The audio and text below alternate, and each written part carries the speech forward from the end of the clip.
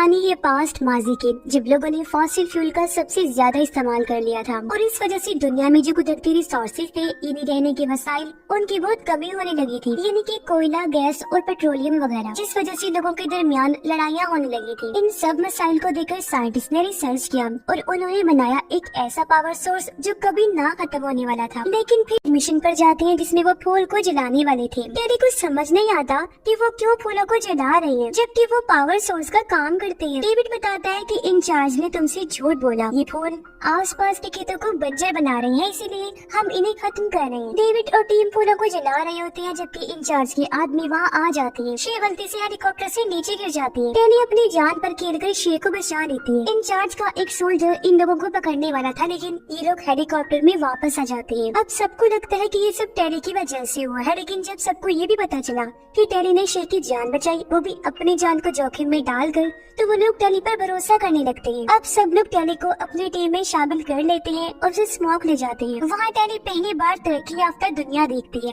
वहाँ बहुत से लोग अपनी मर्जी के मालिक थे, उन्हें सिर्फ काम करना होता था ताकि उन्हें खाना और पानी मिल सके। टैनी को वहाँ काफी दिन हो गए थे। फिर एक दिन शे उससे पूछती है कि क्या तुम यहाँ रहना चाहती हो या फिर वापस जाना चाहती हो। टैनी चुप रहती है, मतलब वो अभी भी यहाँ से जाना चाहती थी या फिर कंफ्यूज थी, क्योंकि उसे अभी तक नहीं पता था कि कौन सच्चा है और कौन झूठा। दरअसल इंचार्ज ने बताया था कि डेविड बहुत ही खतरनाक इंसान है और उसके पास हथियार है, लेकिन अब यहाँ पर आने के बाद टैनी को पता चला कि जैसा इंचार्ज ने कहा था वैसा तो कुछ है ही नहीं। डेविड टैनी को यकीन दिलाना चाहता था, इसलिए वो टैनी को लेकर अपने माँ बाप के पास आया, जो इस शहर के बारे में बहुत अच्छे से जानते थे। डेविड के डैड इंचार्ज और शहर के बारे में जो बातें टैनी को बताते हैं वो सुनकर टैनी हैरान हो जाती है। डेविड के डैड कहती है कि तुम्हें नहीं बताया गया होगा, लेकिन ट्रांसफॉर्मेशन के बीच बहुत से लोगों की मौत हुई है। बाय चांस जो लोग ट्रांसफॉर्मेशन में कामयाब हो भी गए थे, उनका दिमाग पूरी तरह से साफ कर दिया जाता था और उनकी फीलिंग्स, जज्बात भी खत्म हो जाते। एक तरह से उनकी खुशी सिर्फ दिखावा हुआ करती थी। मुझे पता चल गया था कि इंचार्ज गलत कर रही है, इसलिए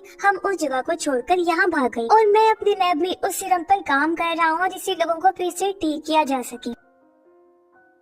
इंचार्ज ने अपने लैब में एक नैनो सीरम रखा है, अगर वो हम हासिल कर लेते हैं तो मैं अपनी दवा को बना सकता हूँ और इसका एक्सपेरिमेंट तजुर्बा भी कर सकता हूँ। अब इन सब बातों को सुनकर टैनी को यकीन हो जाता है। वो इंचार्ज के दिए हुए लॉकेट को आग में फेंकती है और अब वो डेविड और उसकी फैमिली के साथ यही रहने के लिए तैयार हो जाती है। आग की वजह से वो लॉकेट जलकर राख हो गया, जिससे इंचार्ज को एक सिग्नल मिल जाता है। दरअसल ये एक इशारा था जो कि लॉकेट के जलने से इंचार्ज को मिला। इशारा मिलते ही वो अपने लोगों के साथ इस गाँव में आ जाती है। डेविड के डैड से पूछा गया कि डेविड कहाँ है, लेकिन वो कोई जवाब नहीं देते। जवाब न देने की वजह से टैनी का दोस्त डेविड के डैड को जान से मार देता है। ये देख उसे गुस्सा आ गया, इसलिए टैनी इंचार्ज के सामने आकर चीख मारकर कहती है कि तुमने कहा था कि तुम किसी की जान नहीं लोगी। ये सुनकर सब लोगों को यकीन हो जाता है कि टैनी इंचार्ज के साथ मिली हुई थी और सिर्फ उसकी वजह से इंचार्ज अपने लोगों के साथ यहाँ तक पहुँच पाई। इंचार्ज गाँव के सब लोगों को बंदी बनाकर उन्हें अपने साथ ले जाने लगती है। इस दौरान टैनी को मौका मिलता है और वो भागकर एक तेज धमाका कर देती है, जिस वजह से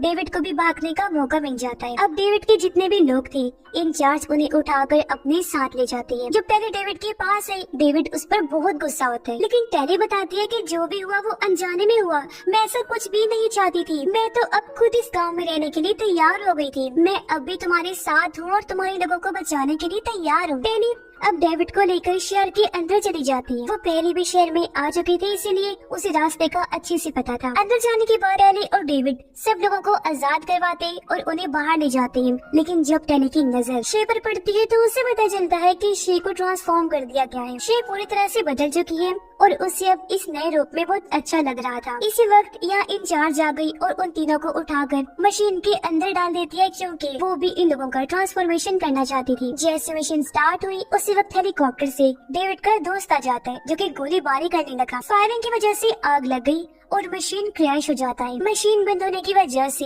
इन सब लोगों की जान बच जाती है। इस दौरान डेविड की माँ मौका देकर नैनो सीरम को चुरा लेती है। जैसे ये लोग भागकर बाहर आते हैं, उनके सामने टैनी का दोस्त आ गया। उसकी लड़ाई डेविड के साथ होने लगती है और वो डेविड को बहुत मारने लगता है। डेविड को बचाने के लिए टैनी बीच में आ जाती है। वो अपने दोस्त को धक्का दे देती है, इस वजह से वो नीचे गिरकर तबाह हो जाता है। अब इन लोगों को मौका मिलता है और सब लोग शहर को छोड़कर दूर चले जाते हैं। यहाँ आने के बाद डेविड की माँ कहती है कि अब भी हमारे पास वक्त है, मेरे पास दोनों सीरम है और इसकी मदद से मैं दवा बना सकती हूँ। लेकिन बात ये है कि हम इस दवा का एक्सपेरिमेंट किस पर करेंगे। टेली कहती है कि हम इसका एक्सपेरिमेंट शे पर कर सकते हैं, लेकिन शे तैयार नहीं होती क्योंकि अब वो प्रीटी बन चुकी थी और वैसे ही रहना चाहती थी। जिस पर टेली कहती है कि ठीक है, कोई बात नहीं, मैं इस एक्सपेरिमेंट को पूरा करने में आपकी मदद करूंगी। मैं प्रीटी बनने के बाद इस दवा का इस्तेमाल करूंगी और अगर मैं वापस से ठीक हो गई तो हम सबको ठीक कर सकते हैं। कुछ टाइम बाद यहाँ इंचार्ज आती है जो टेली को पकड़कर अपने साथ ले जाती है और उसे प्रीटी बना देती है ट्रांसफॉर्मेशन के जरिए। अब टेली प्रीटी तो बन गई थी, पर अब उसे खुद पर सीरम एक्सपेरिमेंट करवाना था, जिसके बाद वो बाकी प्रीटी बने लोगों को वापस असली हालत में ले आएंगे। अब टेली उन लोगों की मदद करने के लिए पूरी तरह तैयार थी, जिसके साथ ये कहानी भी